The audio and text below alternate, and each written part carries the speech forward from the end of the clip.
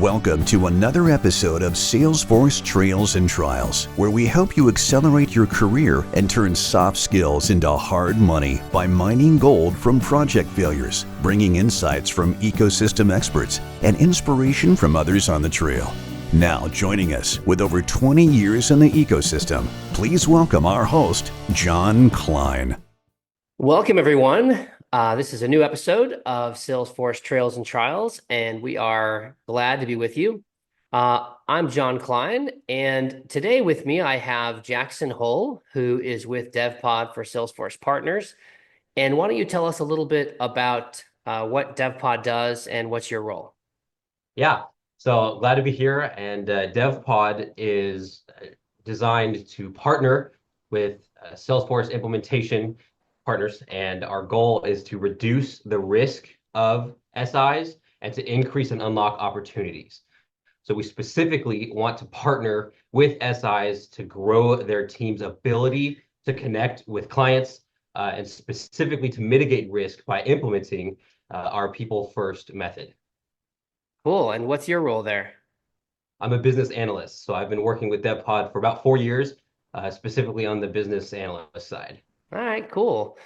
So exciting day today. I'll actually share it on the screen for the people who are watching on Zoom. As an article came out from Salesforce Ben, and really just trying to help partners make better decisions about what partners they work with. Essentially, this was a response to another article, which I'll show here, called "Does Salesforce Have an Issue with Bad Consultancy Partners?" We'll have links to both of these in the show notes for those just listening. And this was written back in November, and I read this. I thought it was a great article. I actually know several of the people that were interviewed for the article. And the concern I had is that, one, it's realistic. There are a lot of project failures that are not known about, and it's not something that people like to chat about. I mean, when's the last time someone came up to you and said, "Dude, I was part of this project failure. Let me tell you about it." Probably not going to happen, but there's a lot of gold to be mined from that and a lot of learning that's really important. And so I felt it was really critical to provide some action steps, some way for a partner to move forward in figuring out, well, there's a lot of bad partners. Is it just random? Do I just have to, like, what should I trust? Should I trust the App Exchange listing? Should I trust peer reviews? Should I only work with people who I know, others who have worked with them? That can be a difficult proposition. So we're going to talk a little bit about this article and just kind of go into some additional examples today as we look to kind of maximize the really the potential of what this article could mean for people who are looking to choose a Salesforce partner. And I think, as Jackson mentioned, DevPod for Salesforce Partners is essentially a kind of subcontracting partner behind many other SIs looking to deliver great projects and add residual benefit and on-demand talent for their teams. Also, anybody who's choosing a partner. So it's very common actually for partners to get other partners to help. Salesforce uses these kind of partner teams for building out significant Dreamforce projects that they want to demonstrate. And this is for partners choosing partners. It's for customers choosing partners, trying to find out, how do they know, at least how can they have a higher likelihood that a partner is going to actually deliver on what they say. So let's talk through an example here. First off, I highlight in the article a little bit of research from, a gentleman named Steve Andrioli, and he highlights, for example, that he sees, 75% of ERP projects fail from Gartner. He also sees that another gentleman, Clayton Christensen, who's another researcher, he suggests that 95% of product innovation projects fail. Now, certainly these are wider than just the Salesforce ecosystem, but Salesforce is just inheriting a lot of the challenges, expectations, and other elements from the wider world. And so this data on technical projects in general is really relevant. Did you ever think that failure rates for a technical project could ever be like 75% or 95%? Yes, it seems hard to believe that it's that high for project failure. And what's even worse is that they also mention that one of the more difficult findings is not only do the projects fail, but they're actually failing to deliver any measurable ROI.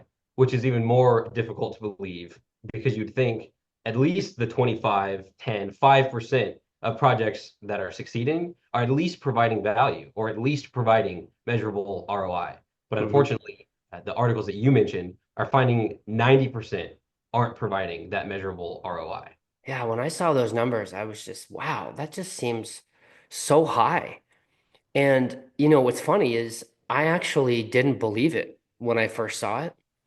And so I went through an exercise that actually I wanted to learn another product. You guys may have heard of a product called Notebook LM. It's a little research product put out by Google where you can create your own little learning model of data. You can have up to 50 sources of like web pages or PDFs or YouTube, even audio files, and you can drop them in there. So I started doing my own research and looking for just data on project failures.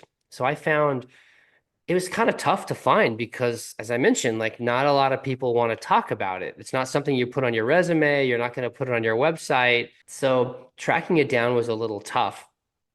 But I ended up finding several resources that had over 10,000 projects as part of their research sample, and then a lot of individual case studies like the Fox-Meyer drugs that we've talked about before. And there's many more actually in the works on the Tales from the Fails side coming soon. But I was really surprised, and so I put all those into Notebook LM, and come to find out, these numbers are actually fairly well represented. Certainly, 95% is a little more rare and tends to focus on the bigger projects. So, the larger your project is, the more likely it is to fail. So, I'd say one takeaway from this is if there's one thing you can do, no matter who you work with, to help bring your project a higher likelihood of success, make it smaller. Because if the people working on the project can't really comprehend the landscape of what is needed, and the people working in the business who are responsible for defining the requirements and kind of the target can't fully comprehend the full scope of the project and its benefits, they can't articulate what the target should look like. And now, if no one knows about the clear target that everybody's going for, how is anybody going to hit it? I mean, I guess what is there that phrase that says if you don't know what you want, I guess you always get it. I was really doubtful. So now I have over 30 sources, some of which contain over 10,000 projects in that sample size, and these numbers have been very well supported. That's great. Yeah, I want to jump back real quick to something you said. At DevPod, we really emphasize two things. One, the continuous deployment, which is kind of something that you were mentioning there, that we shouldn't be focused on bringing a massive amount of metadata or moving a ton of configuration all at once over a year's worth of work, because that is providing a greater surface area of failure. But if we're breaking up projects not only into smaller teams, but into smaller deployments, wherein we change one configuration or one process, we focus on that and then move it over, we see our success skyrocket and adoption also skyrockets Mm-hmm. because the dopamine that we're providing for our team, for the client's team, for the partner's team is increasing because we're always providing successful deployments, always providing value, and we're giving the users something that they can adopt and not shuttling in massive amounts of change all at once. And so that's something that we've seen success in too, is not only making the team smaller, but making what you change more frequent, but also smaller. Yeah, great. Great example. So let's go and move on to our first question here and talk a little bit about that. So the first question from the article is, how do you coach and mature your team beyond Salesforce certifications? If you wanted to improve as a Salesforce professional and you were going to go ask 10 people, what should I do to get better as a Salesforce professional? What are you thinking they would tell you? The average response is probably go get more certs, get more certifications. Right. And maybe like focus your certifications on like new areas like AI specialist, data cloud, maybe field service, maybe get some specializations on the designer side around identity or, right. Maybe do some DevOps certs, right? I would agree. I think probably 9 out of 10 people would focus on technical elements. What I read on multiple websites online, et cetera, are all based on what can I do to get better? It's focused on technical capability. Maybe one of those 10 people would highlight what we are trying to focus on here, which is the larger driver, right? So going back to those failure rates of 75%, 95%, when I drove into that notebook LM, what I call my wise uncle. So that's what I call each one of my notebook LM libraries. It's like my wise uncle because I can go in and I can just ask questions of my wise uncle, and it tells me from the data, this is the answer. So I went in and I said, okay, great. Of all the projects that are listed here, which there are thousands, what's the number one cause of failure? What do you think it was? Probably not how good you know AI. Correct. Probably not Apex coding, flow programmatic knowledge. No, probably not. I bet it's an intangible skill, maybe the way you talk to people. So you probably had some insight into that because at DevPod, right, we do focus on people first skills. So communication is the number one failure area. You are correct. And communication entails a lot of things, right? So it's not only what you say, it's how you say it, when you don't say it, who you say it to, what kind of venue you say it within. There's a lot there. How you say it under pressure, how you say it when falsely accused, how you say it when blamed. There's a lot. The key, though, is if the number one and number two and three are also intangibles. If these aspects are so high on the people first side, right? These intangible soft skills, if those are the causes for failure, then we should really be focusing on those dimensions on your partner that you're going to work with. So the question really here is focused on, given that those are the likely expectations that people have, those are the likely ways that they are investing in their team, especially because they're motivated. I mean, every Salesforce partner has what's called a partner value score. They have a potential presence in the what's called the Salesforce Navigator, which is a way for Salesforce AEs to know what products and partners to use in different situations. So Salesforce incentivizes these partners of this many validated projects in these kind of these clouds or these industries or other elements. What they don't have on their partner value score is how many of your team members have successfully achieved a competent communicator designation from Toastmasters? How many of your team has gone through resolution and disarming training, with the Conflict Resolution Institute, or even something like, how many have taken a soft skills course like People First Method and graduated and have their certificate? None of that is on those evaluations. So they're not incentivized. And often because they're not incentivized, they're omitted. So the purpose of this question is really to smoke out from the Salesforce partner that you're going to work with. First of all, do you recognize what are the top reasons that projects fail at all? And it might open up a conversation to say, have you had any recent projects fail? And are you willing to be honest with me about that? Because sometimes projects fail. It's an endeavor of mutual risk. The client takes responsibility for some of that. And sometimes you just can't win. There's no way to bring it to a successful close. In many instances, there are ways, especially if you can have skilled people who can navigate things early and cut things off where needed and redirect them and all that. So the goal is there to recognize, do they understand what the leading causes of failure are? And two, what are they doing to potentially mitigate that? Is it even on their horizon to do so? Yeah, you make a great point there. And in the article, I like the 3 M's you mentioned. Right. So not only should we ask the partners that we're potentially going to join with if they're even aware of these intangible skills, but the 3 M's of, do you have a program to model, measure, and mature? Right. So we want to be able to model them in our calls, in internal, external calls, when we're talking with the client themselves, when we're talking with any of our employees, project managers, et cetera. And then can we even measure them? Right. I know it's an intangible skill, but there's still ways to measure these things. And I'd like to hear, John, from you, how you recommend maybe a partner, either the Salesforce implementation themselves, or how we at DevPod can maybe measure things like this. And the last one is mature. So I'll let you maybe give some strategies for maturing and measuring these intangible skills. That's a good question. It's interesting if you think about, let's talk about a professional service outside of the Salesforce world. So like an electrician or a plumber. How is that person going to learn and onboard to their role? Are they just going to go and kind of learn, like, this is how you use a wrench. These are the different kinds of pipes. This is the different kinds of pipe materials, right? This is kind of how to deal with different water pressures. And then like, they're just going to head out and like start fixing stuff? No way, right? What are they going to do? They're going to go behind they're going to become like a journeyman or an apprentice, or they're going to go behind somebody who's been doing this for a long time, and they're going to watch like, man, when I get this angle stop and it's like stuck behind the wall like this, here's the way I get my hand back there. Here's the way I get my wrench. Here's right. I got to remember to turn the water off. Here's where I put my towel to make sure and catch any runoff water. All of this is it's caught, not taught, right? Like they're watching this. This is the modeling.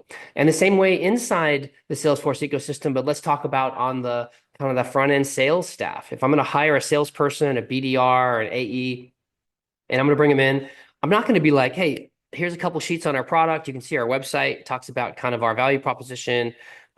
Just hit it, man. Start making calls. There might be some people who do that, but if you're going to be successful, you're going to sit that person down next to somebody who's a seasoned like rainmaker, and you're gonna be like, hey, just listen to this person. They really know like how to speak to someone, how to draw out the right information, right? How to engage, how to discover. They know how to sell. And when we talk about like in sales, you have something called a playbook.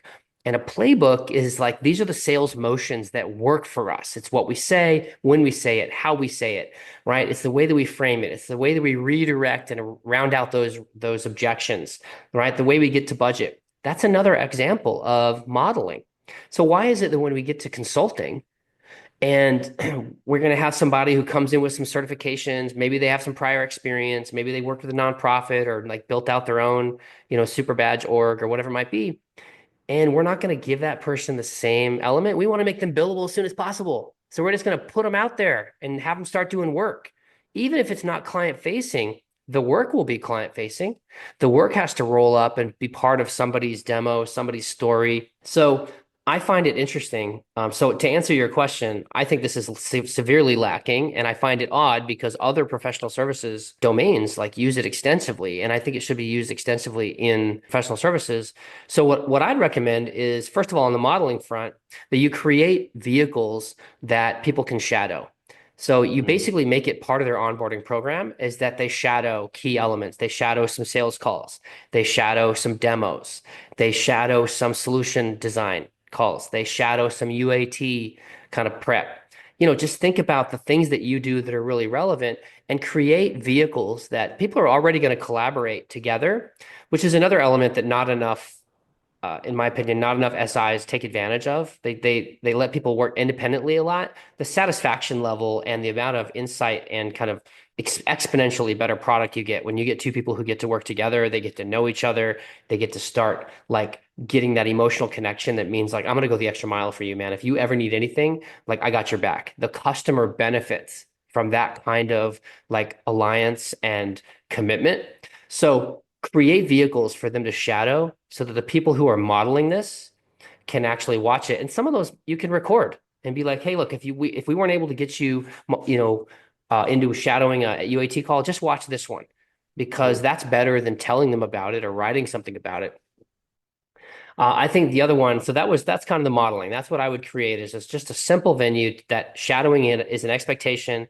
And as they continue to mature, they're just shadowing different things. So in the beginning, they're shadowing those kind of critical elements. They're going to focus on their current role. But as they move up, right, as they move up to being like a business analyst, as an architect or a developer, there's going to be other aspects to shadow. And so I would make sure shadowing is part of the regular routine. And it doesn't mean that they can't contribute. They're shadowing and they might have something to share and they might have some insight to give, which makes them kind of grow in their, rapport and such throughout the organization. So there was there was model, then there was measure. And so I think measuring is important, and it is sometimes, right? It's easier to measure that someone, passed their exam, right? Their cert exam. I think so when there's programs like People First Method or, there may be others, they're going to have a certificate for that. But I think you can measure it even better in the same way that, let's take a cue from the sales team. So sales teams, they're measuring someone's effectiveness related to the playbook all the time. So they're thinking like, how much conversation did you have versus the customer? There's all kinds of tools related to this. I think we can look at how many accounts get escalated where, you're working with the company and like I get an email sent to the engagement manager or to the executive who sold the deal saying like, things are not going well. I'm not really able to stay in touch or things aren't turning around or whatever it might be. I'd say you can measure escalations. You can measure red accounts, right? When those escalations turn into things that now there needs to be like a negotiation, right? You can measure non-bill hours or credits given back to customers, because that's certainly a sign of how effective people are being. I think you can also measure in the same way you can measure stages in sales and say, like, how long does it take between when we give someone a demo to when, like, we get them a quote, and then from the time they get the quote to the time they either sign or decline. I think you can do the same thing by looking at your methodology and your approach and saying, oh, okay, great. Like whenever I provide UAT test plans, as we certainly recommend, Yes. how long does it take for the client to actually jump in and do those?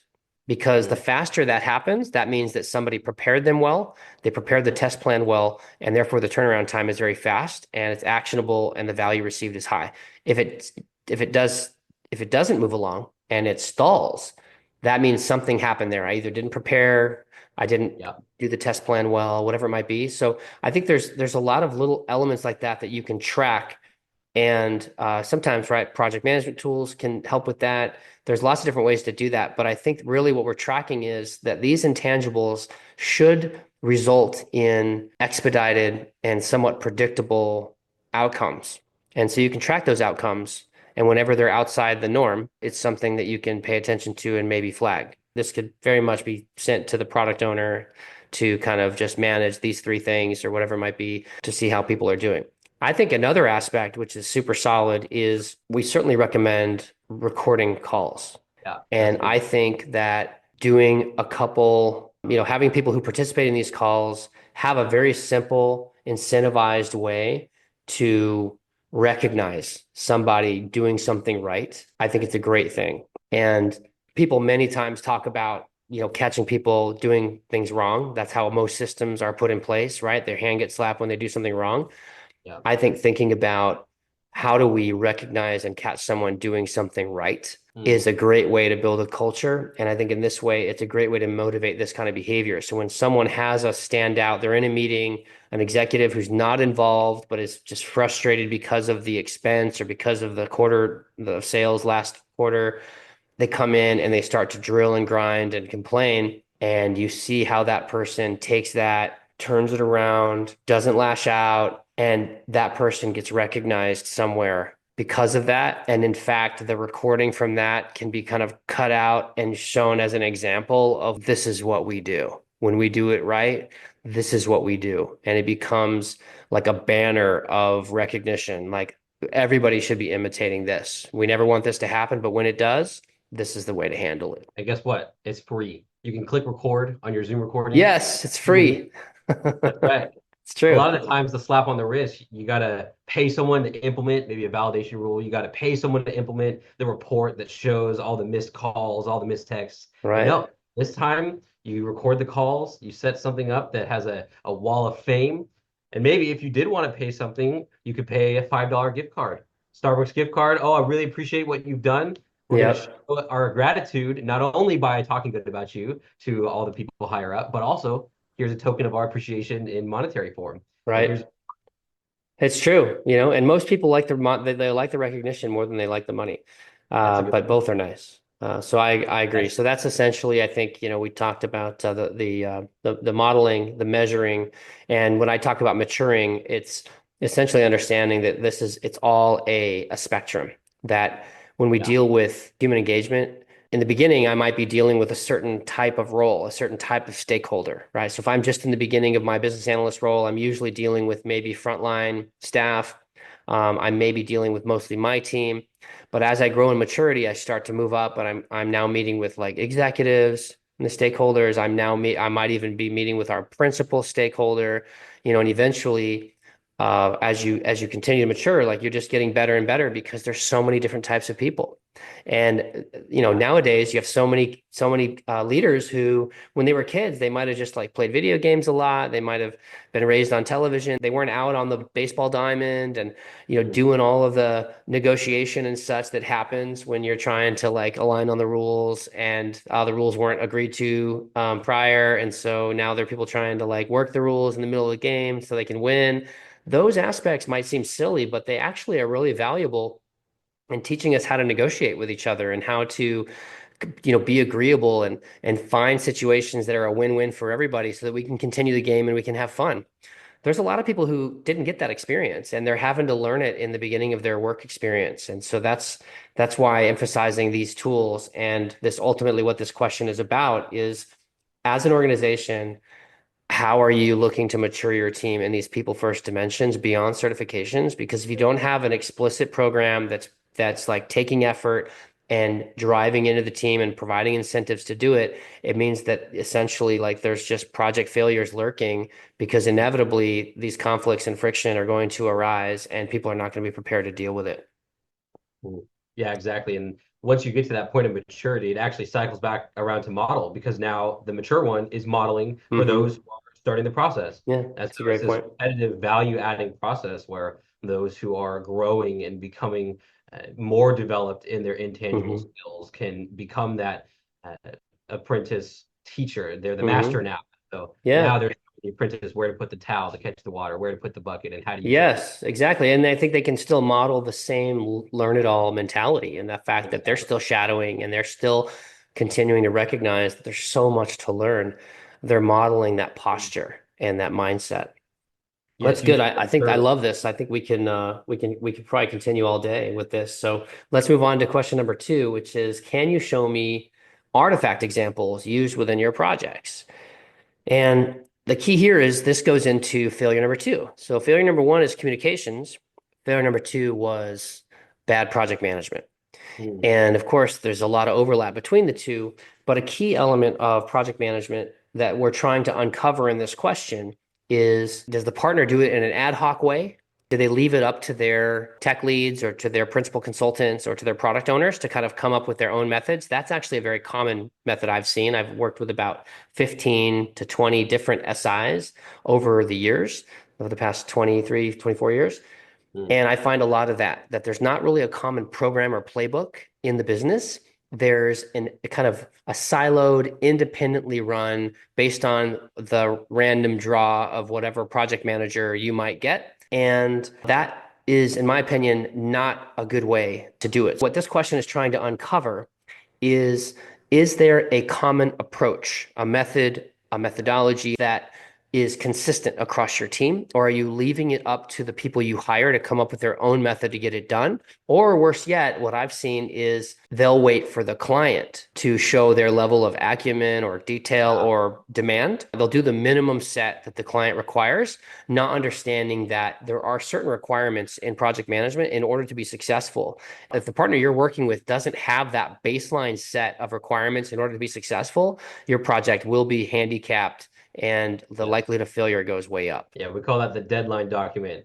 It's midnight, and oh no, I have to get all the technical things that I was supposed to do. I was supposed to remember for the last 6 months. Let's put it all in one document right now, an hour before the meeting.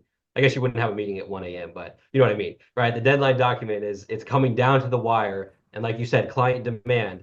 We don't want an ad hoc. The client asks for something, and on the call you're flustered and you're saying, "Oh, yes, I will get that to you," or "Let me go and find something," or "Maybe I have an email or something that I can provide to Mm-hmm.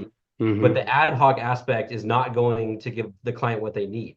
But if you're going throughout the project and you're utilizing artifacts, developing your solution design doc, using your test plans, getting the client involved in the solution design doc, and Mm-hmm. finalizing the test plans, not only are they aware and involved in the process of all this technical documentation, but when they ask for it, it's ready, and you Mm-hmm. send it. You say, "Yes, let me pull it up right now and I can show you," or "Give me your email and the email of the other stakeholders and I'll send it to you right now," because you've Mm-hmm. been doing it throughout the course of the project.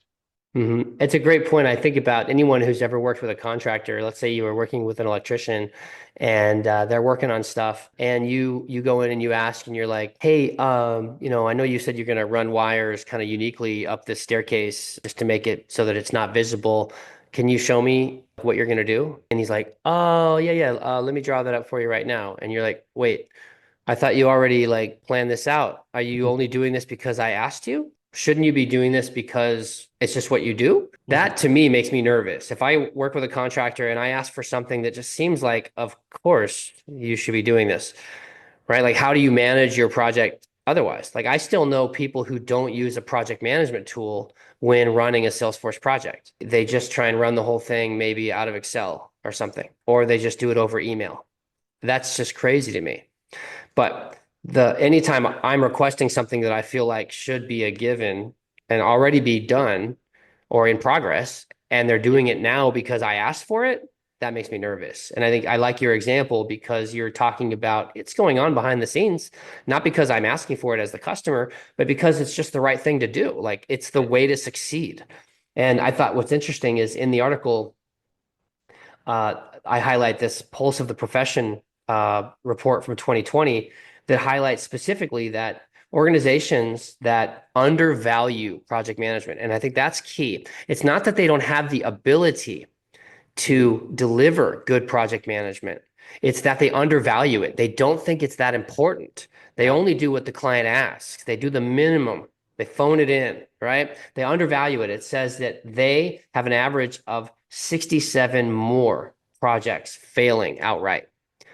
So if I'm a customer, if I'm a partner and I'm looking to use another partner to help me deliver, maybe help me go faster, help me do something more complex, to me, this question is so key because I want to know, do they undervalue project management? Because those 67% of projects that outright fail, I don't want to touch any of those. I don't want that to be any part of what I'm doing and what my customer is needing.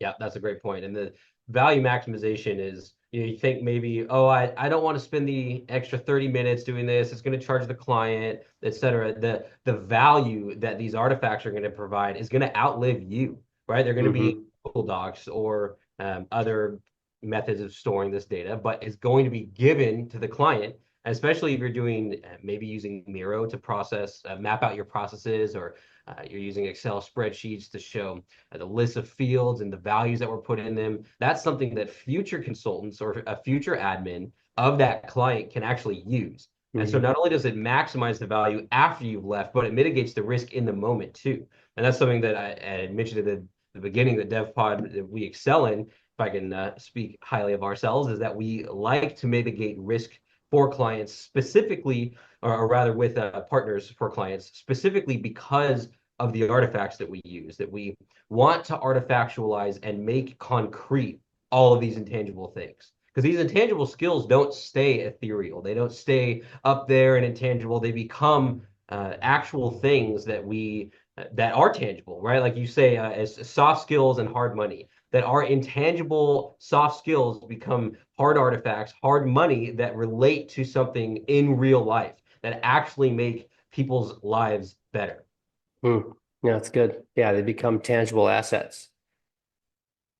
Love it. So let's talk about question number 3 is so it is, can you share different ways you will help maximize my team in this project? And the focus on this is, if you think about any given Salesforce project or technical project in general, ultimately the finish line, what describes the finish line and the future state or the target, however you want to think about it, who defines that? Well, that's defined by the business, the people in the business.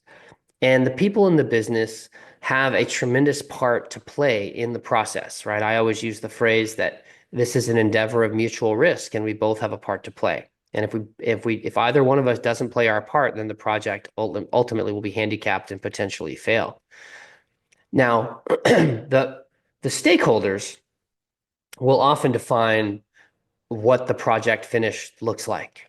But the people who have actually the most insight into getting to that project finish line and often kind of informing ways to make it more valuable, I have found that they are the frontline employees. They are the people dealing with customers every day. They're the ones in the warehouse, on the phones.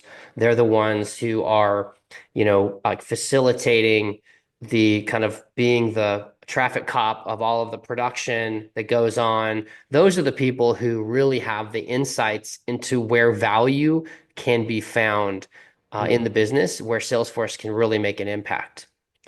Now, I'm not sure how many corporate environments you've been a part of, but the ones I've been a part of tend to have political problems and pressures.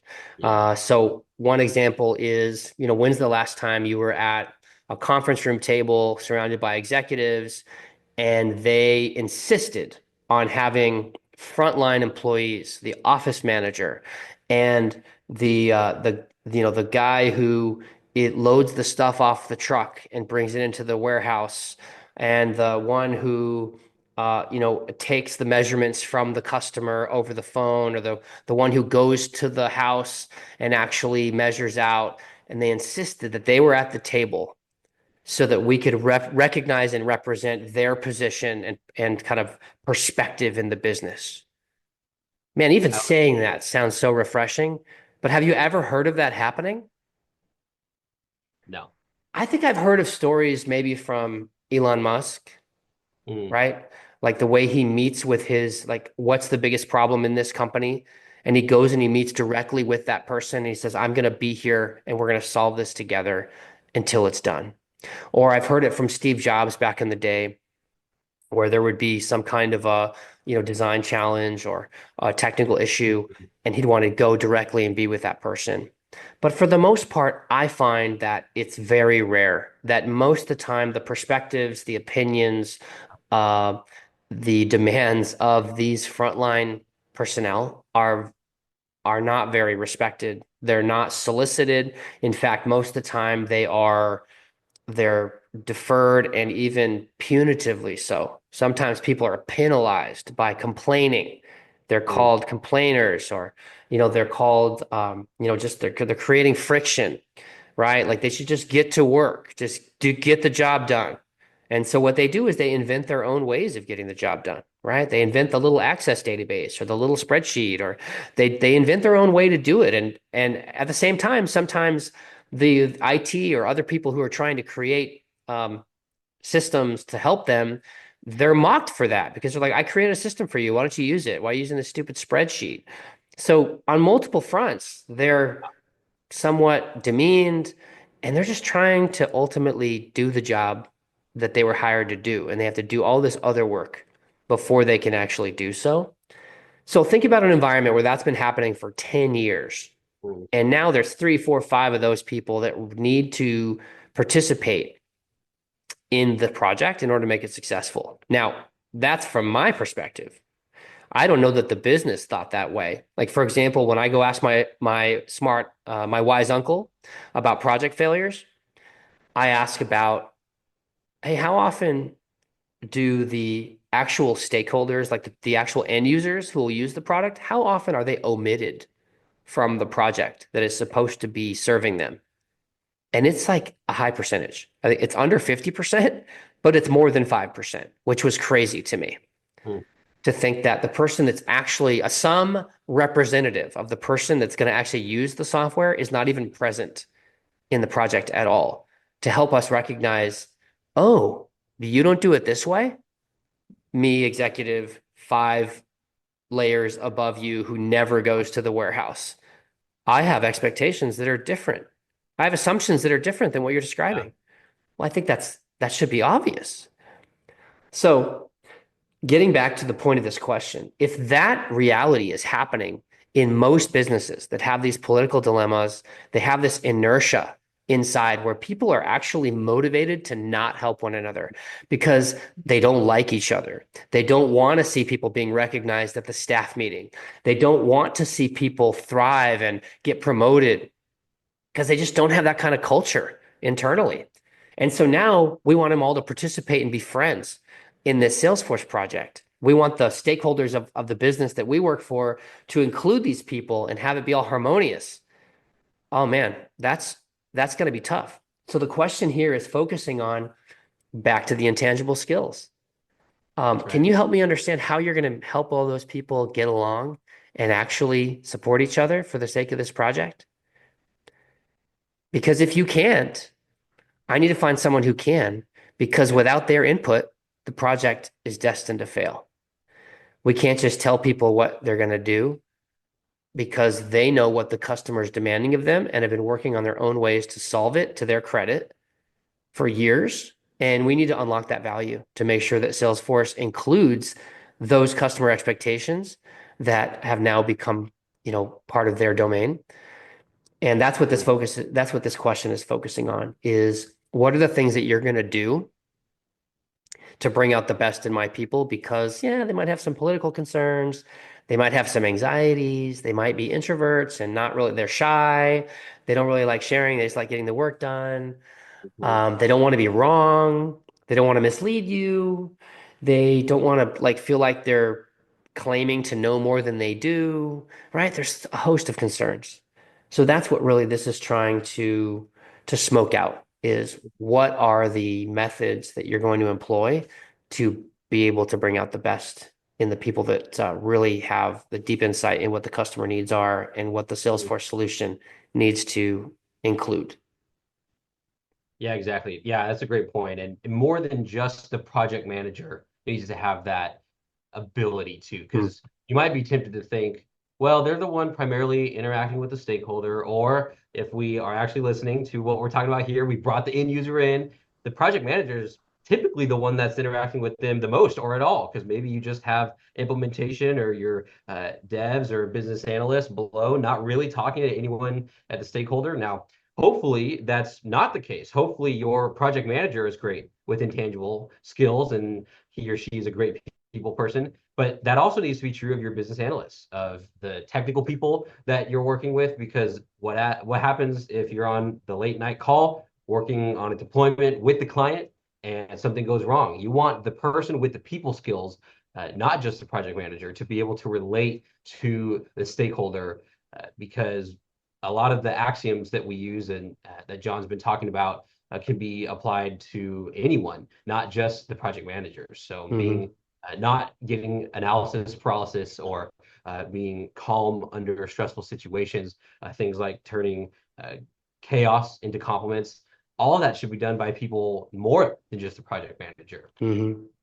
That's a really good point. I mean, in the article, I highlight a PMI research study that calls these things power skills. And the top Mm, power skills that they identified were communication, problem solving, collaborative leadership, and strategic thinking, which I think are all really, really great examples. And you're right, every role needs to have that, whether they're customer facing or not, because I need to mm, have this with my own team, right? I need to have yeah, this ability to motivate.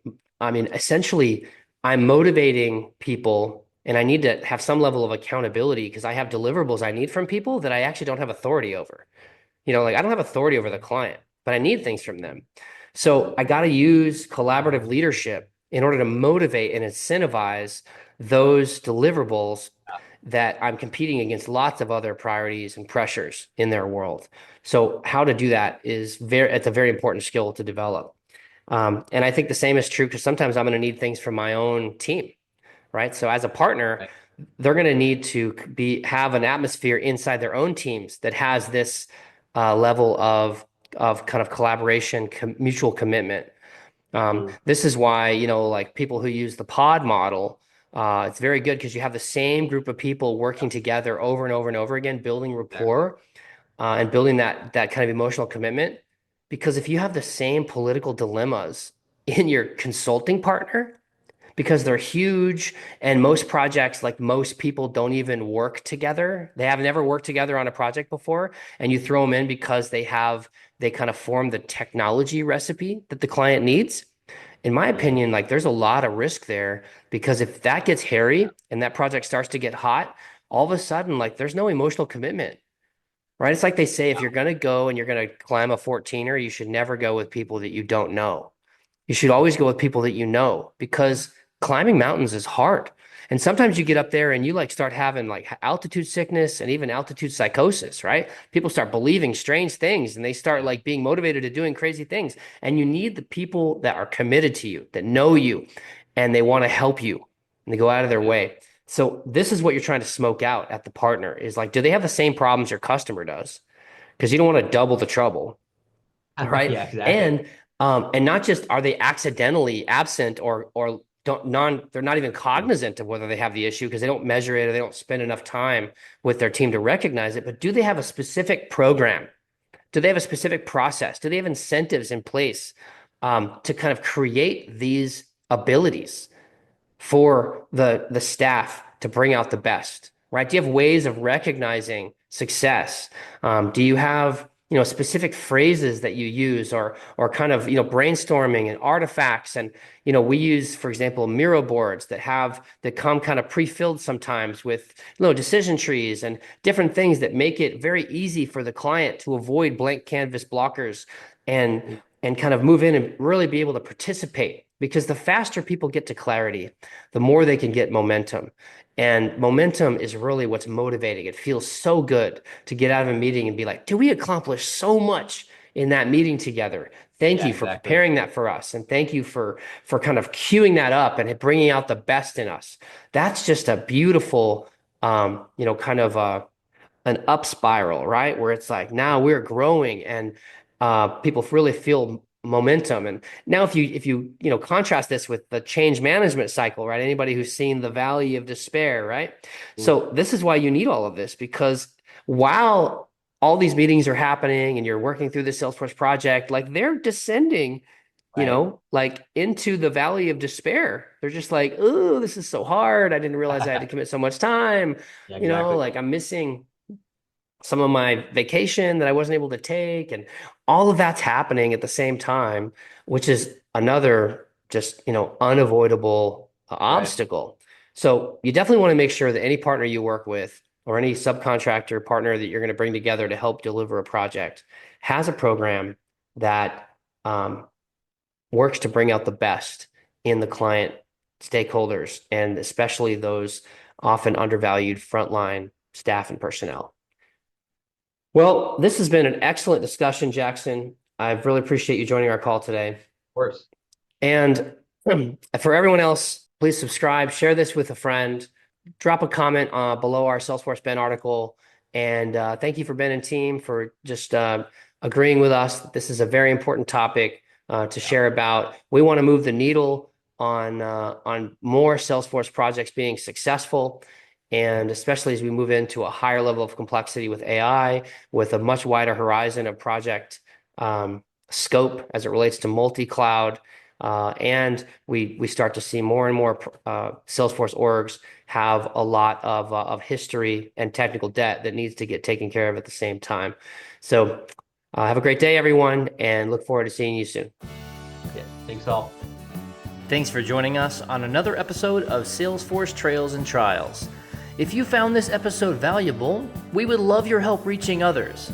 Please subscribe, leave us a 5-star review, and share this with another who would benefit.